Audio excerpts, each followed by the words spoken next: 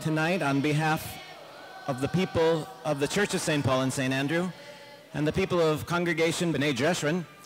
I welcome you as we raise our voices, raise our prayers, raise our hopes, raise our demands in concert with the people of Tibet. Prayers for peace and prayers for justice. Thank you for being here. History tells us that human desire and struggle for freedom, justice, equality cannot be suppressed forever by use of brutal force.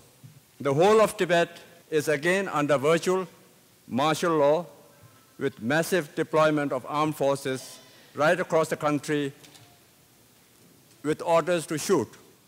We have selected 6 witness accounts from Tibet.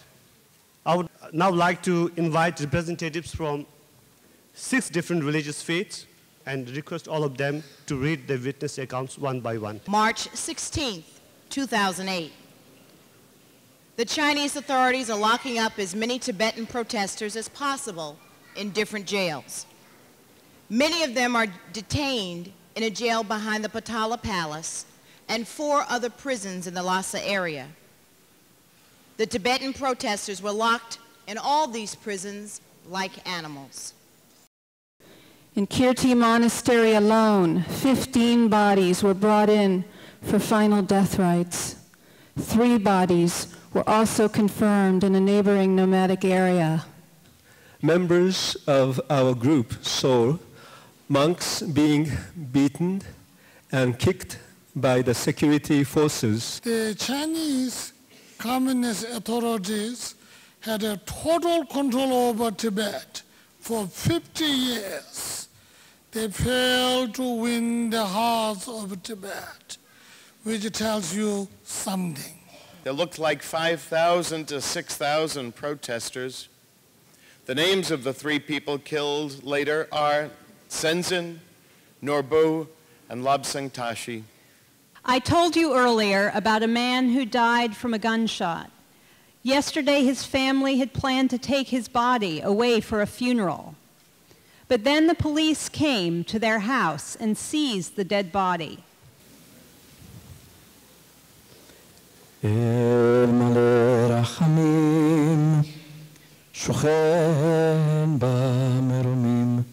will say my prayer in Arabic, and I just wish if I can say in Tibetan.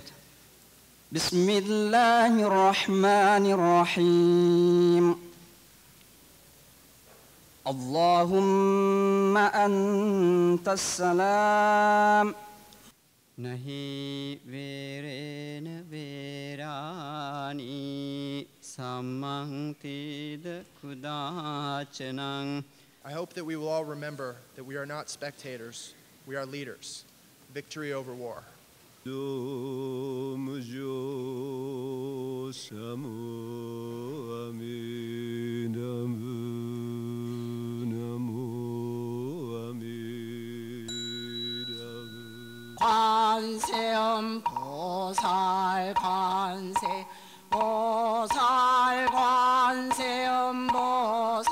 Oh God, we give you thanks and praise for our ability to gather here this evening, to raise our voices in behalf of a gentle people.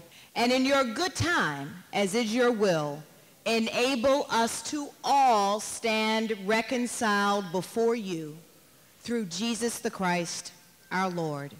Amen.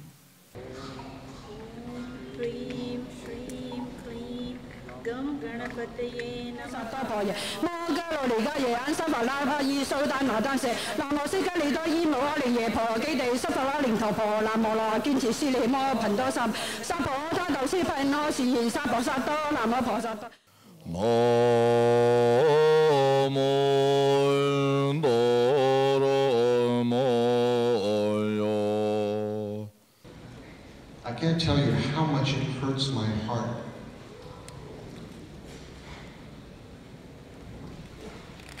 to know what has been happening to my Tibetan brothers and sisters. When our dear brothers and sisters, the Tibetans who have worked so hard to rid themselves of anger and hatred and violence, have been pushed so far up against the wall so hard, with so little opportunity to express themselves in any positive way, they're left to violence. This kills me, this kills me. What a loss for all of us on this planet. What a loss for all of us in the universe. We pray that we will attain peace through nonviolence. Amen. The joint voices of concerns expressed by Pope Benedict, Nobel laureates, Chinese intellectuals, and the international community in the wake of the brutal crackdown on Tibetans in Tibet. It's a pleasure to be here as a commissioner on the United States Commission on International Religious Freedom. Such peaceful protests are protected actions under international human rights standards, and they should not be met by force nor by detention. The Commission requests that and suggests that China could take immediate confidence-building steps signaling its commitment to guarantee religious freedom for Tibetans.